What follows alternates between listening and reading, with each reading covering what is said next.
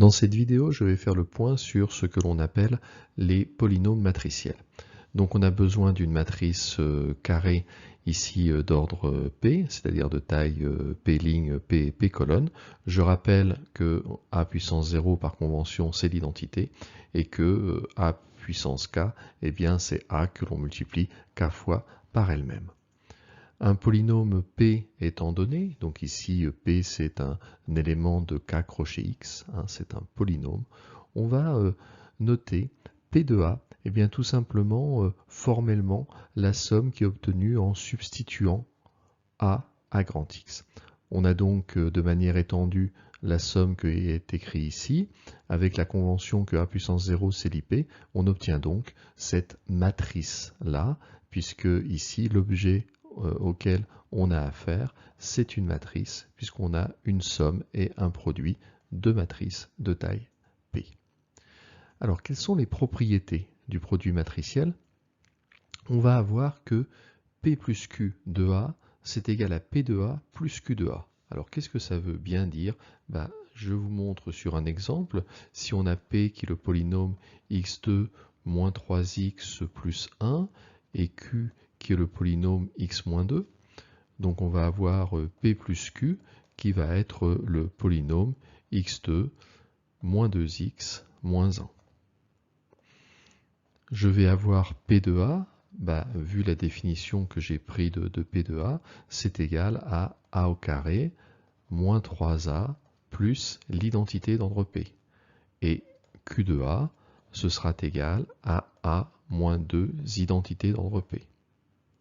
Si je fais la somme P de A plus Q de A, je fais donc la somme des deux matrices précédentes, ça me fait A2 moins 2A moins IP. Si je fais P plus Q de A, eh bien cela revient à prendre ce polynôme et à remplacer grand X par A, on obtient A2 moins 2A et le moins 1 devient moins l'identité. On voit qu'on obtient le même résultat. Ici, notez que le signe plus qui est là, c'est une somme entre deux polynômes. Le plus qui est ici indique une somme entre deux matrices. Ce n'est pas la même opération. Autre propriété, PQ de A est égal à P de A fois Q de A. Alors si je calcule P fois Q, je multiplie mes deux matrices, ça nous donne x3 moins 5x2 plus 7x moins 2. Calculons maintenant P de A fois Q de A. Donc là, je fais le produit matriciel A2 moins 3A plus identité d'ordre P que je multiplie à A moins 2IP. J'utilise les règles de distributivité du produit matriciel.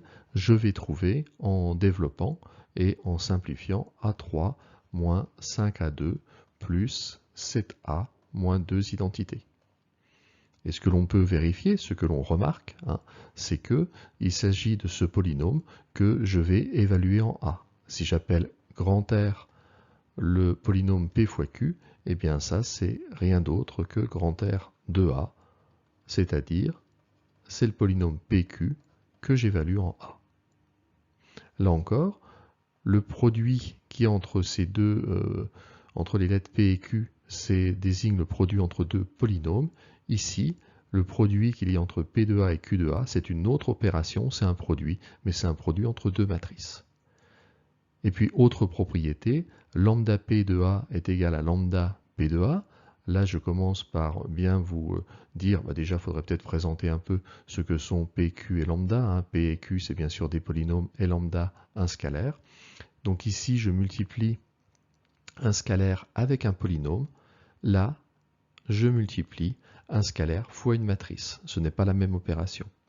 Donc si je considère 3 fois P de A, eh bien, d'après le P de A que j'ai ici, ça va être égal à 3A2 moins 9A plus 3 identités d'ordre P. Si je considère le polynôme 3P, eh bien, c'est celui-ci que je multiplie par 3, ça me fait 3x2 moins 9x plus 3. Et donc, lorsque ce polynôme, si je l'appelle S, je l'évalue en A, S de A, eh bien le 3x2 devient 3A2, le moins 9x devient moins A, et le plus 3 devient plus 3 identité. On voit que l'on a bien la même chose. Donc là, j'ai simplement, sur des exemples, rappelé ces propriétés que l'on démontre aussi très facilement. Alors là, on a envie de se dire, tout est pareil. Eh bien non, il y a une différence qui est notable. Alors, la différence qui est notable, la voici. Nous, on sait que si on a le produit de deux polynômes qui est nul, ça implique que l'un des deux polynômes est nul. Je vous rappelle que pour un polynôme, on note P ou P de x, c'est la même chose. Donc si on a P de x fois Q de x qui est égal à 0, ça implique que le polynôme P de x est nul ou que le polynôme Q de x est nul. Avec les matrices, ce n'est pas la même chose.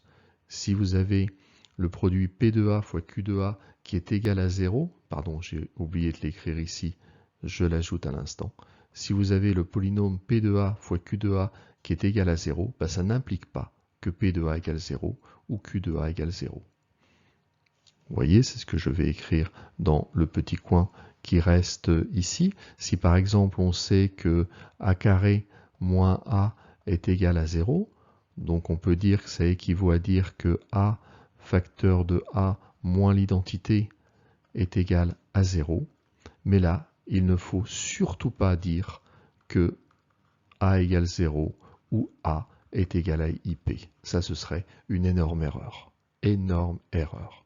Voilà, cette petite vidéo, on n'est pas obligé de la retranscrire, c'est juste pour faire le point sur des notations et des propriétés que l'on retrouve très souvent dans des exercices.